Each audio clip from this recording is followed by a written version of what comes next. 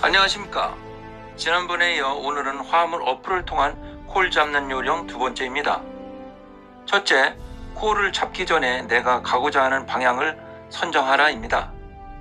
이건 경험을 통하여 자연히 쌓게 되는데 각자 차주마다 좋아하는 주행 코스가 생길 것입니다.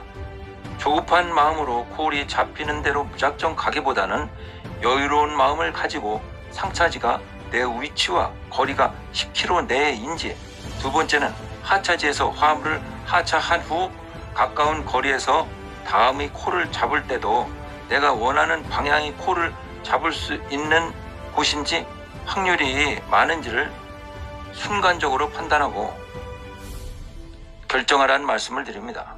그래야 빈차로 돌아오는 일이 없게 됩니다. 빈차로 오게 되면 정부에서 정한 아르바이트 기준 임금에도 못 미칠 수 있다는 얘기입니다.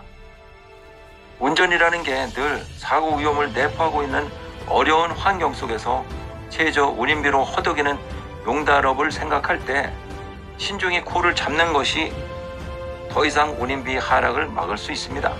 과거 10년을 돌이켜볼 때 물가는 몇 배 상승했는데 화물 요금은 10년 전의 반토막이 되었습니다.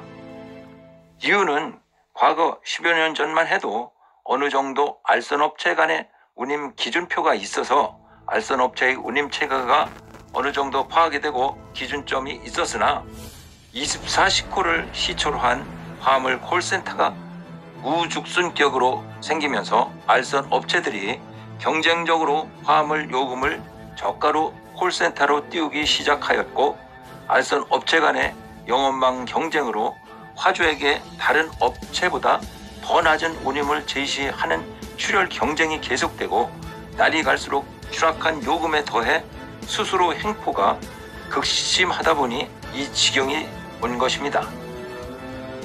화물 차주들의 입장에서는 화물 콜의 특성상 0.1초를 다투는 콜 잡기에 매달려 조급한 마음으로 일감을 잡다 보니 그런 심리가 또한 악영향을 미쳐 더더욱 요금 하락으로 이루어진 게 사실입니다. 사회 약자인 화물 용달 차주는 정부로부터 아무런 사회 보장도 받지 못하고 있는 현실에서 우리가 할 수 있는 일은 너무나 터무니없는 운임과 과도한 수수료를 떼는 운임을 한 달이 넘게 늦게 주는 업체가 많아진 것도 문제입니다. 요금은 제대로 언제 주는지도 신용 정도를 체크해야 합니다. 그리고 콜을 잡을 때는 팔레트 짐인지 까대기 짐인지 대개 콜을 띄울 때 띄우지만은 중량은 얼마가 되는지, 스티로폼 같은 경우에는 부피는 얼마가 되는지 상차지 주소를 다시 확인하고 가야 착오가 없습니다. 상차지에서 화물을 상차한 후에는 화물을 잘 결박 후에 하차지 화물인 인수자에게 주소를 다시 확인하고 출발을 알려야 합니다.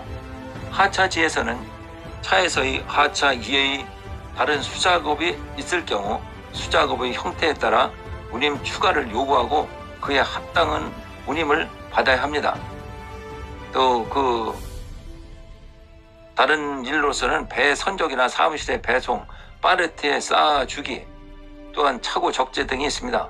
그리고 화주의 사정으로 상하차 대기 시간이 길어질 때는 대기 시간에 대한 대기 요구를 요구해야 합니다. 통상 1시간당 1만 원 정도밖에 안 되지만 받아내야 합니다. 하차지에서 건물 지하실 하차 시 화물의 높이를 특히 조심하시고, 서울 도심의 경우 구 건물일수록 지하실의 높이가 낮습니다. 이 점도 유의하시기 바랍니다. 화물 높이로 천장에 닿아 조명기구나 파이프 손상으로 변상할 수도 있습니다. 요즘 건물은 평균 2.2m이나 구 건물은 더 낮은 경우가 많이 있습니다. 상차지 화주는 하차지 건물의 지하실의 높이를 모를 수 있습니다. 지하실로 진입하기 전에 꼭 다시 한번 화물 높이를 확인하시고 진입하시기 바랍니다. 지하실의 진입구나 천정 높이, 화물의 높이를 생각하지 않고 진입했다가 화물도 손상되고 건물 부속 물품에 손상을 끼쳐 낭패 당할 수도 있습니다. 또 건축 자재 운반 시 대개는 공사장이므로 못이나 철근으로 인하여 타이어가 펑크날 수도 있으니 조심하시기 바랍니다. 지속적으로 일을 하기 위해서는 과도한 일을 피해야 합니다. 피로 누적은 졸음 운전이 될 수 있고 졸음 운전은 사고의 원인이 됩니다. 그럼 오늘은 여기까지 하겠습니다. 다음 주에는 수치립 화물의 입고, 출고, 선적 등에 관한 정보 등으로 찾아오겠습니다. 시청해 주셔서 감사합니다. 구독, 좋아요 부탁합니다. 안녕히 계십시오.